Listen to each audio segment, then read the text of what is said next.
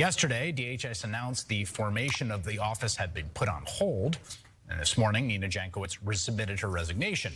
What was the experience of being the focal point of this sort of like massive frenzy over the last few weeks? Hello and welcome back. Thank you for stopping by. I do appreciate everybody supporting my work.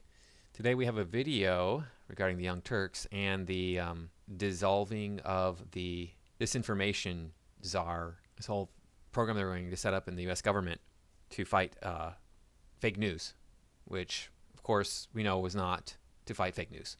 It was to perpetuate a agenda, a talking point or talking points of one side of the political aisle. Please remember to like, comment, share, subscribe. Make sure that you're still subscribed because YouTube does unsubscribe people every single day. Find me on Twitter and on Rumble. I'm on both of those platforms. I'm going to get more platforms in the future. Let's see what this video has to say. Well, it was really overwhelming, Chris. I mean, frankly, you know, I have prided myself over my career of being a really nuanced, reasonable person. Again, as I said, I've briefed and advised both Republicans and Democrats. I admire some of the steps that the Trump administration even took. Yeah, so you briefed and advised both Democrats and Republicans, but was that advisement to push your own personal ideology? Okay. First off, we don't even have evidence that she did brief and advise both Democrats and Republicans. And what does she mean when she says Democrats and Republicans? Does she mean that she has advised Democratic politicians and then she has advised Republican citizens who, you know, identify as Republican on their ballots? Give me a break. Please tell me what you actually mean here. To combat disinformation, including Senator Rob Portman and his bills against deepfakes and, you know, funding the Global Engagement Center at the State Department. So to say that I'm just a partisan actor was wildly out of context. And then beyond that, it wasn't just, you know, these mischaracterizations of my work, but it was death threats against my family. Over the last 3 weeks, I have maybe had 1 or 2 days I didn't report a violent threat, something like, we're coming for you and your family. You and your family should be sent to Russia to be killed. Encouragement of me to commit suicide. Okay, well, I have no doubt that she has had death threats or whatever sort of vitriol has come her way on the internet. No doubt at all, because I have been on Facebook. And I have posted something that I thought was cute or clever or funny, and then all of a sudden I'm embroiled in some sort of political argument that I'm, you know, this evil, oppressive white male who wants to hurt everybody who's not white. And I'm like, I just thought that the image was cool. I don't know what you're talking about. Sorry, I don't know your insane notions about the way the country actually works. I don't know that. So you can go ahead and say that's how this thing works all you want to, but I was just sharing a cool picture. All right, so I don't even go onto Facebook anymore. Tim Pool has been, he's been swatted 5 times, I think. It's been 5 times he's been swatted. Swatting, as we can see here, has led to a man's death. The reason, or what swatting is, if you don't know, is when you call the police on a social media person and have the police go to their house and say, hey, you know, you say, hey, there's there's something illegal going on there. Usually it's bad violence. And then, yeah, people get killed sometimes. So, yeah, there's all sorts of nasty people out there who want to do nasty things to YouTubers and public figures and just people in the spotlight in general. Back to the video. Just casual death threats when it comes to someone who's looking to head aboard about disinformation. That's how much we're in favor of it, apparently. So that's Nina Jankowicz, who was talking about her experiences after. Now, do you have proof that it was just disinformation that she was trying to challenge, or was she trying to press her own personal ideology? And I'm going to go with it's her own personal ideology. The reason I'm going to say that is because if I say, hey, look, you know, illegal immigrants are flooding across the southern border. Not only are they flooding across the southern border, we have evidence that says that they're being flown to the interior of the country. They're being bused to the interior of the country and then released so that they can set up camp, set up shop, whatever. They can become part of the population in Central America. I mean the center of the United States. She would say that's disinformation because that doesn't fit her worldview. That's a lie. That's all just Republican nonsense. It's not true, but we haven't seen the evidence of this happening. Maybe it's not true, but then she was on NPR, which we might look at, talking about how she did this huge investigation of harassment of women online because only women are the ones who get harassed online. There's violent attacks against women online.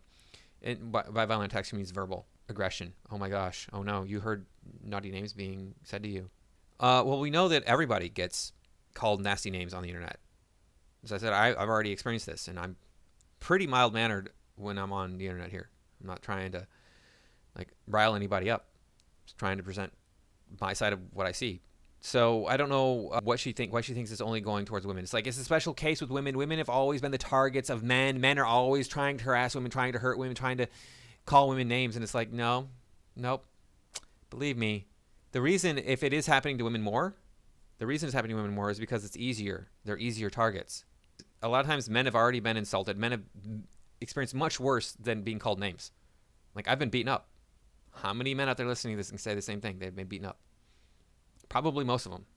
It's like, okay, oh, you called me a name that I didn't like. Okay, yeah, I don't like that, but whatever. I got bigger fish to fry. Let's get back to the video. This disinformation board that was proposed by the Biden administration has been put now on pause as it went through all of this. Also, Peter Doocy questioned the new White House press secretary, Karine Jean-Pierre, on this entire thing. And the irony of people that don't get what a misinformation board is and why they're not breaking it up to make sure they have more of that. Let's watch that. A follow-up to the Disinformation Board. Last week, you guys said that you needed this Disinformation Governance Board at DHS to make sure that freedom of speech is protected across the country. And yeah, but it's not illegal to lie. It is illegal if you're committing fraud, slander, or libel. But otherwise, you can lie. You can make up stories and tell them to people. As long as you're not trying to maliciously do so, it's fine. these platforms are not used for forms of disinformation. So what changed? Look, the Department of Homeland Security, they began their statement repeating that the board had been intentionally mischaracterized, which is a little bit of what you were asking me. Has it been intentionally mischaracterized, or is it something out of 1984 where it's going to come to the point where we can't say certain words because they are incorrect? You know, human beings in the United States anyway, they use the language incorrectly all the time. I mean, my favorite thing is acronym. People don't know what the word means. They think it means a series of letters, each letter standing for a different word, and that's not what an acronym is. It has to be pronounceable as a word. But people say less all the time. Say, I bought less carrots today. No, you bought fewer carrots today. And they were explicit about what it does and does not do.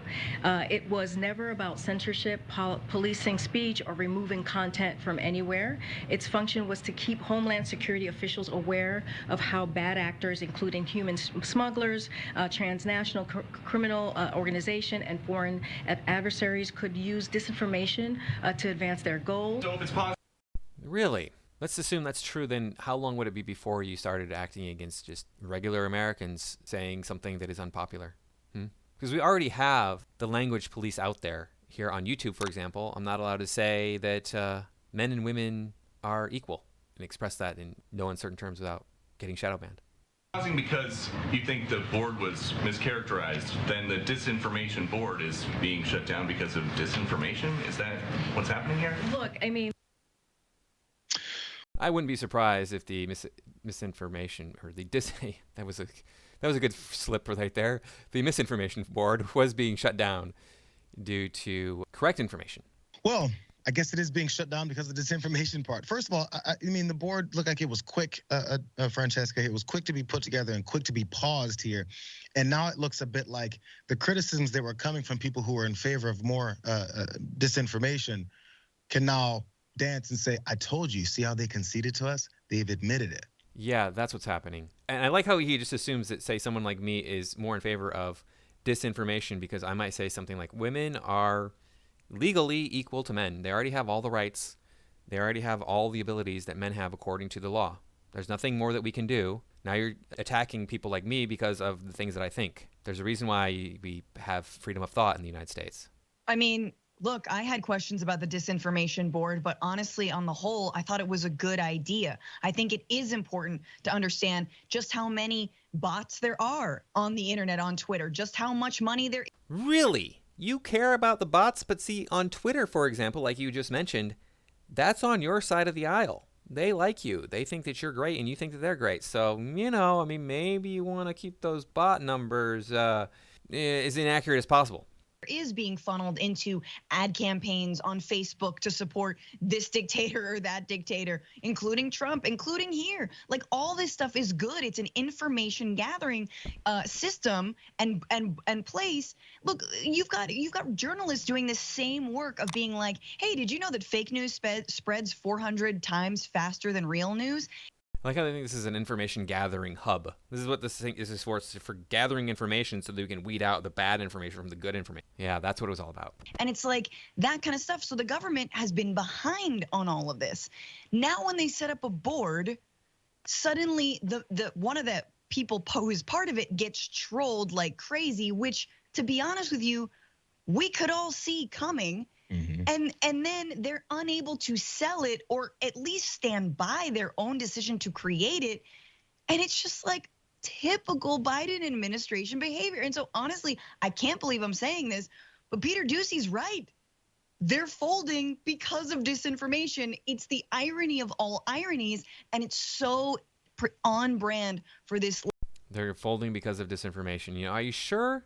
You sure they're folding because of disinformation? Or you think that maybe they realize this is a really bad idea and they were going to get so much backlash to this notion that we have to have our freedom of speech policed at every turn? Maybe they finally figured that out. And sometimes bad ideas get put in their place. Like backboneless and spineless Democratic administration that really caters to the right in a way that is fundamentally dangerous. And they show you. Yeah, they cater to the right so much. I mean, geez, let me tell you, I can't believe all this stuff they're doing to cater to the right. I mean, they've closed the border down. I know that for sure. And then they've said that, you know what, women should be in the home. What else have they done? They said that we're going to abandon universal health care, and you know what, the right is right. There's no such thing as global warming. It's not happening. And what? Oh yeah, they also said that there was like the election fraud. There was lots of it. That's what they said. All the things that the right wants. Yep. Every time. And then from seeing this, they're like, oh, great. We see that this our approach to doing this, completely slandering something that's happening, works because they're afraid of us. It also makes people leave the board as well. Really fast, graphic. If only it were that easy. If only we could just go out and complain about the stuff that the people that we don't like in politics do, and then it would change. Number 5, you guys, because Nina Jankowicz there on Tuesday night, she was pulled into an urgent call here to talk about this whole thing with DHS officials who gave her the choice to stay on potentially with this board, even as the department's work was put on hold because of this backlash. And that's according to multiple people that were on. DHS officials gave her the choice to stay on even as department's work was put on hold because of the backlash it faced, according to multiple people with knowledge of the call. And great research you did there. Oh, that comes from Taylor Lorenz of the Washington Post. Yeah, we all know that Taylor Lorenz is the reliable source. I mean, you know, she's all about doxing people. So we are sure that she has good sources here for this. On that call. So the board could still be shut down pending a review from Homeland Security Advisory Council. But on Wednesday morning, Nina Jankowicz officially resigned from her role within that department because really, why? Why should I even be part of this anymore? Now, by the way, she did point out again that she's worked with both Republicans and Democrats as far as this. This is something that she does, but that doesn't matter when it comes to politicizing something and making sure that you want to shut it all down. I guess when you've entrenched yourself with disinformation and you've convinced enough people, your voting bloc, that fake news is actually real news, and then there's no pushback from that. Yeah, that coming from the Young Turks, like the kings and queens of fake news. The Democratic Party, I guess you win these battles. Disinformation wins. We'll see if anything changes. But I mean, if any Republican is up in office again, I think they may implement something and say, you guys tried to do it too. And then what will Democrats do? Yeah, I don't think that the Republicans are going to do something like that.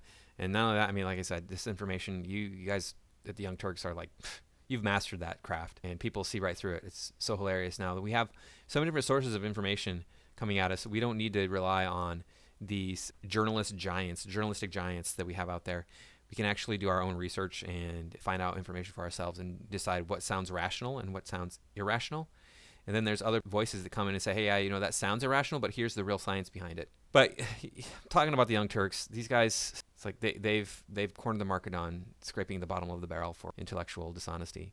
Anyway, thank you for watching. Please remember to like, comment, share, subscribe, and I will see you in the next video.